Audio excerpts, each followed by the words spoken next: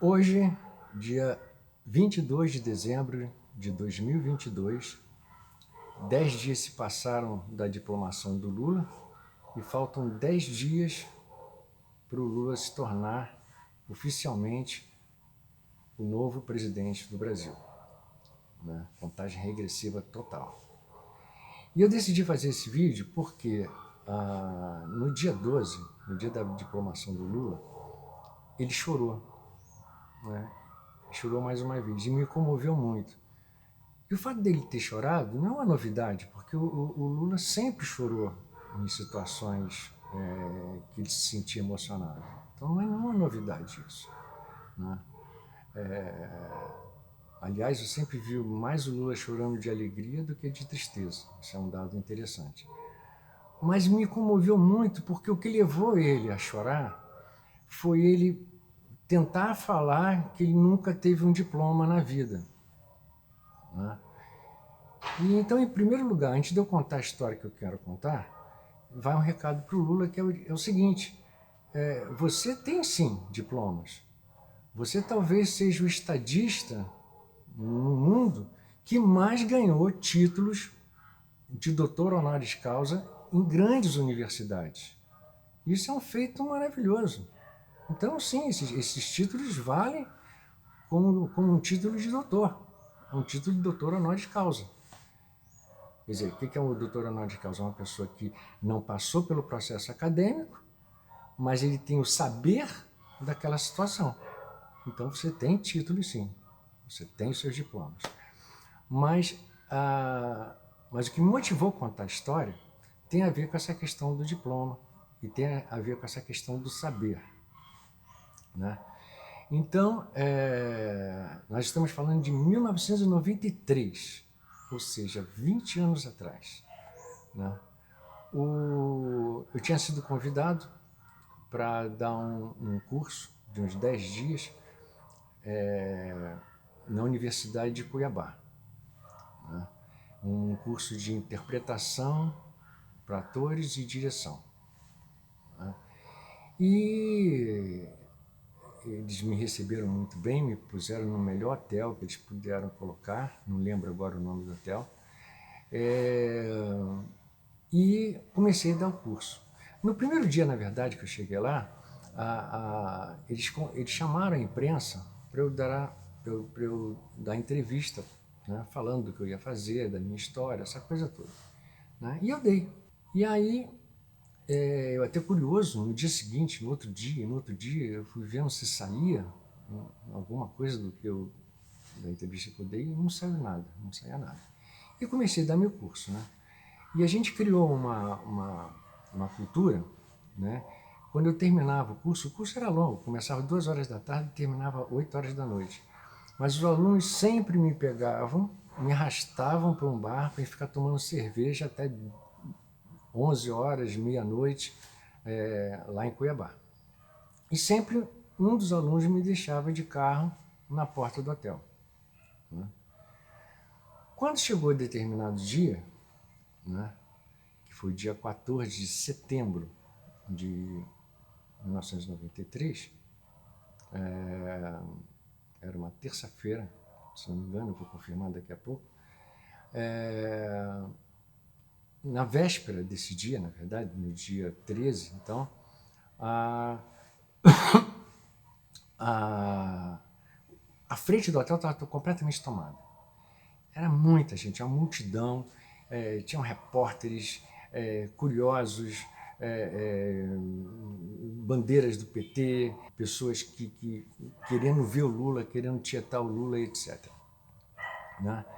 E eu mesmo fiquei assim, gente, o Lula está aí, é o Lula que está aí, essa confusão toda é porque o Lula está aí no hotel. Falei, cara, mas eu estou hospedado no hotel, tenho que entrar. Aí eu fui formigando assim, conseguindo atravessar aquele mar de gente até a porta do hotel. Tinha um segurança lá, eu falei que eu estava hospedado ali, o segurança me pediu a identidade foi levada lá para atendente do hotel, né? E ele confirmou que eu era hóspede e autorizou a minha entrada.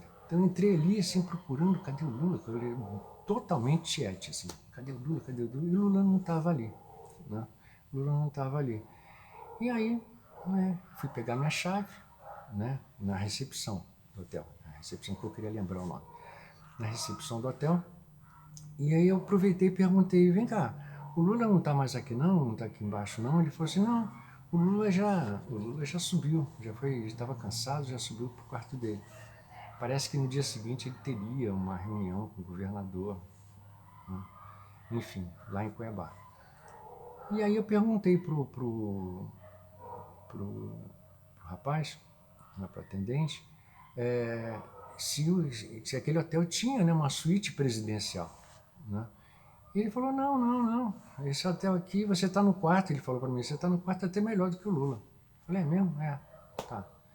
Então, como eu tinha marcado, né, de um dos alunos me levarem para Chapada dos Guimarães no dia seguinte, por quê? Porque eu também tinha propósito de conhecer a Chapada dos Guimarães, que eu estava com um projeto de um longa-metragem chamado Krurk, que era um projeto de realizar filmando lá na Chapada dos Guimarães. E ele falou, não, eu te levo lá, que é 60 quilômetros pertinho, dá tempo de a gente sair bem cedo e voltar, ainda dá tempo de se almoçar e depois de dar sua aula. Beleza. Aí eu então pedi para a telefonista me ligar 6 horas da manhã, que seria o horário que abriria o café da manhã do hotel, né? Aí às 6 horas da manhã, quando ela me acordou, eu decidi descer logo para tomar o café da manhã e deixar para tomar o banho depois do café da manhã, né? Ok, desci, cheguei lá no salão do café da manhã, estava completamente vazio. Na verdade, tinham acabado de colocar o café da manhã. E aí eu peguei uma mesa assim de cantinho, de parede assim, né, para tomar meu café, né? Não deu 5 minutos que eu estava ali, a porta ficava assim às 5 horas assim em relação aonde eu estava, eu estava quase que de costa para a porta de entrada.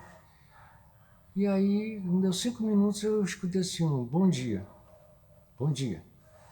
Aí eu fui olhar na direção do bom dia e replicando de volta, né? Aí eu fiz bom dia, vendo quem era o Lula. Meu coração bateu 1000 por hora. Eu falei, gente, o Lula tá aqui sozinho, não tem ninguém com ele, tá completamente sozinho. E aí eu fiquei nervoso e fiquei tomando meu café e tomando conta dele, tomando meu café e tomando conta dele. E eu pensando assim, eu não vou sair daqui sem dar uma tietada nele. Eu vou até onde ele sentar, vou chegar lá, eu quero te dar os parabéns, né? Sempre votei em você, sempre acreditei em você, sou seu admirador, enfim, falar aquelas coisas todas que Tiete fala quando encontra com um ídolo, né? E aí, numa dessas que eu estava de cabeça baixa assim, eu ouço a voz dele falando assim, ô Luiz, com licença. Aí eu tremi total, porque ele falou meu nome. Eu falei, hã? Tomei um susto na hora, deu um tilt na minha cabeça, como é que ele poderia saber meu nome, né? Aí ele chegou, eu falei, sim. Aí ele virou e perguntou para mim assim, eu posso tomar café da manhã com você? Eu falei, por favor, sente aqui agora, por favor, sente aqui, né? Eu não estava acreditando naquele momento. Aí ele sentou. E a primeira pergunta que eu fiz para ele foi assim, Lula, pelo amor de Deus, me fala uma coisa, como é que você sabe meu nome, né? E o Lula, ele tem um lado dele que é muito moleque. Se você der uma chance de botar a bola na marca do pênalti, ele faz gol. Ele chegou para mim e falou assim, ô Luiz, eu não sei você, mas a minha vida inteira eu vivo viajando pelo Brasil todo. Eu tenho costume, isso nunca saiu da minha cabeça, essa fala dele. Eu tenho o costume de cada cidade que eu chego, antes de eu tomar o café da manhã, eu sempre peço para que me leve o jornal da cidade, pelo menos o jornal mais importante da cidade, para eu dar uma leitura no jornal antes de descer para o café da manhã. E eu não sei se você sabe, mas você é a capa do segundo caderno do jornal mais importante de Cuiabá. Hã? Eu não sabia. Então, aquela tal matéria lá, aquela entrevista que eu dei, custou dias para sair. Custou uns 4 ou 5 dias para sair, para ser publicado. E publicado em grande estilo. Eu tenho ela aqui comigo, né? Eu não sei se o Lula lembra, né? Ele não deve lembrar não, isso tem muitos anos. O jornal é a Gazeta de Cuiabá, terça-feira, dia 14 de setembro de 1993. Aqui, ó. Isso aqui, olha que luxo a matéria. E olha a diferença, 20 anos, o que faz com a gente, hein? Olha isso, hein? Galera que tá nova aí com 20 anos, já sabe. Olha só. Olha isso. Essa foi a matéria que saiu. Aí o Lula chegou para mim e falou: olha, você não sabe se saiu na primeira página do segundo caderno, página inteira só contigo, falando tudo de você, e eu acabei lendo tudo. Eu li tudo. Eu estou sabendo de tudo de você. Eu fiquei pasmo com aquilo. E começamos a conversar, né? Foi um luxo enorme, porque eu fiquei mais de meia hora conversando com ele antes do primeiro sujeito entrar pela porta para atrapalhar o papo da gente. Então, mas foi pelo menos meia hora conversando com ele e conversando sobre todos os assuntos. É importante dizer que naquele momento,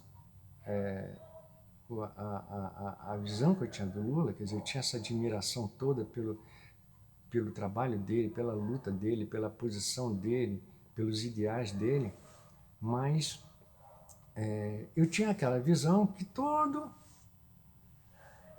brasileiro, pelo menos 90% dos brasileiros, 99% ou 95% tem, de que ele é um torneiro mecânico, que perdeu um dedo, ficou impossibilitado de trabalhar, virou um sindicalista, e aí é um semi-analfabeto que se tornou uma figura política, né?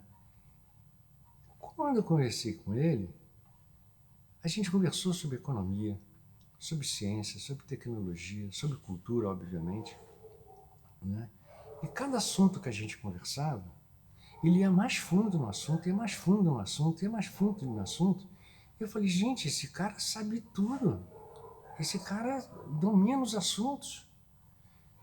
Esse cara tem uma visão filosófica e tecnológica e humana de todos os processos, um saber concreto, um saber de quem estudou, alguém que fez universidade, alguém que... E essa visão as pessoas não sabem do Lula. As pessoas veem o Lula muito a figura que está sempre falando a coisa da política, do que vai fazer, do que o Brasil precisa, de não sei o que lá. Mas as pessoas não conhecem o Lula conversando sobre os assuntos da vida, os assuntos normais, os assuntos acadêmicos até, né? E aquilo me impressionou demais, né? Aquilo ficou um nó na minha cabeça, né? Passou. Eu voltei para o Rio. Quando eu voltei para o Rio, eu fui conversar com um amigo meu, né? E nessa conversa a gente descobriu a razão disso. É que o Lula, desde que ele começou a aparecer politicamente, né, como sindicalista até, nem como político, como sindicalista, mas aparecendo publicamente, ele atraiu para ele pessoas da mais alta relevância. Então, assim, a partir de determinado momento da vida do Lula, diariamente, os maiores economistas, os maiores historiadores, os maiores sociólogos, os maiores filósofos, os maiores educadores, os maiores compositores, os maiores teatrólogos, os maiores escritores, todos ficaram amigos deles A agenda dele diária passava por encontrar com essas pessoas, de estar com essas pessoas, e essas pessoas não só conversando, ensinando para ele as coisas todas desse conjunto de saberes, né? Ainda sugeria dele ler tal livro, de ler isso, ler aquilo, ler isso, ler aquilo, ler isso, ler aquilo. Tanto que esse período louco que ele ficou preso, ele leu mais de 100 livros, parece. Mais de 100 livros. Né? Quer dizer, uma pessoa que fica preso, lê 100 livros, você tem que respeitar. Né? Então, assim, ele ganhou um preparo. Você vê, uma pessoa que faz uma universidade, né? Tem universidade aí até, dependendo da carreira, 2 anos, 3 anos, 4 anos é a média, outras são até um pouco mais. Mas aí a pessoa vai e passa na universidade fazendo prova, colando, não sei o que, e acaba se formando. Né? E sabendo-se lá que professor esteve na universidade. Né? Agora, você imagina uma pessoa por mais de 30 anos fazer uma universidade tendo aula com os maiores especialistas de todos os assuntos. Então, não é à toa que fora do Brasil, quando ele encontra com qualquer pessoa, com qualquer governante, com qualquer político, com qualquer cientista, com qualquer que seja, todo mundo fala, é o cara, é o cara, é o cara, é o cara. Porque ele sabe tudo com profundidade, ele sabe tudo com consistência. Né? E isso, o Lula tinha que dar um jeito de mostrar isso para as pessoas. Né? É importante mostrar eles a coisa da força política, essa coisa toda, mas eu acho muito importante que as pessoas conheçam esse cara genial que ele é. Né? Então, assim, o Lula hoje, ele sabe muito mais economia do que muito economista, ele sabe muito mais história que muito historiador, ele sabe muito mais educação do que muito educador e por aí vai. Né? Porque ele teve a nata dos melhores, dos maiores professores nessas áreas todas. Né? Passou um lapso de tempo de 9 anos, né? Aí foi em... Deixa eu ver aqui que eu anotei aqui. Foi em 30 de agosto de 2002. Né? Então ele estava em campanha para se eleger, para tentar uma nova tentativa de se eleger presidente da República. Ele já tinha perdido 3 vezes, né? Não é brincadeira não, ele ali, ó, correndo atrás. Né? E nesse dia, 30 de agosto, toda a classe artística do Rio de Janeiro, né, artística e intelectual, promoveu um coquetel fechado para o Lula, né, que aconteceu lá no Porcãos Rio, que fica no Flamengo. E aí, nesse dia, então, eu reencontrei o Lula mais uma vez. Eu tenho dúvidas se ele lembra de mim em 93, eu acho que ele não deve lembrar, porque imagina, ele conhece tanta gente todo dia, né? Esse evento que aconteceu em 93, e não sei se ele lembra dessa passagem em 2002, lá no Porcãos Rio. Né? Mas, inclusive, saiu até uma matéria dentro do Globo, mas foi até chamada de capa, né, do Globo, mostrando. E, inclusive, tinha a presença ali da Carla Camurati, do Carvana, Chico Buarque, Zeca Pagodinho, a minha querida Letícia Sabatella, que eu adoro tanto.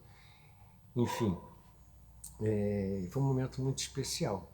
E ele acabou ganhando e se tornando presidente do Brasil pela primeira vez. Né? Então, Lula, você é tricampeão. Que outro presidente no Brasil foi tricampeão? Será que vai acontecer algum outro? Não? Em termos de históricos, assim, de data, de tempo, né? A Dilma, como ela teve 2 mandatos, né? ela poderia conseguir um tricampeonato, mas acho difícil por causa da longura do tempo. Né? E nem sei mais se ela pretende ser candidata à presidência, enfim. Mas eu acho muito difícil. Vai ser muito difícil tirar esse tricampeonato seu, viu? Vai ser bem difícil, né? Bem difícil. Então, eu quero terminar dizendo que, para quem me ouve, o Lula é muito mais do que vocês pensam. Se vocês pensam nisso, multipliquem por 10, porque é outra pessoa em termos de saber, em termos de coração, em termos de tudo, né? E eu desejo todo o sucesso do mundo, adoraria de coração estar lá no dia 1º, mas não posso estar, enfim, né? Difícil sair do Rio de Janeiro para ir para Brasília, mas adoraria muito estar lá. Não vou estar de coração, vou estar em espírito, vou estar em alma, com certeza vou estar lá, né? Então, todo o sucesso do mundo, tenho certeza que você vai marcar seu nome na história de uma forma muito incrível, né? E se eu tenho o direito de pedir alguma coisa, né, é que realmente, durante esse processo todo agora, a gente passou por um processo muito traumático durante esses 4 anos do governo Bolsonaro, né? E fascista que prega antidemocracia é criminoso. Então, fascista é criminoso, porque fascista ele não quer democracia, né? Não existe essa composição, né? Então, quem se manifesta fascista tem que ir para o lixo da história. Então, esse povo todo tem que ir para o lixo da história, tem que ser preso, tem que responder pelos crimes que cometeu. Então, isso é a única coisa que eu acho que tem que ser levado a ferro e fogo, porque senão não tem jeito. Senão vai ser o ovo da serpente, vai estar ali o tempo todo do lado, né? Então, 1000 beijos para o Lula e essa história para mim foi sempre uma história muito particular e muito querida. É isso aí.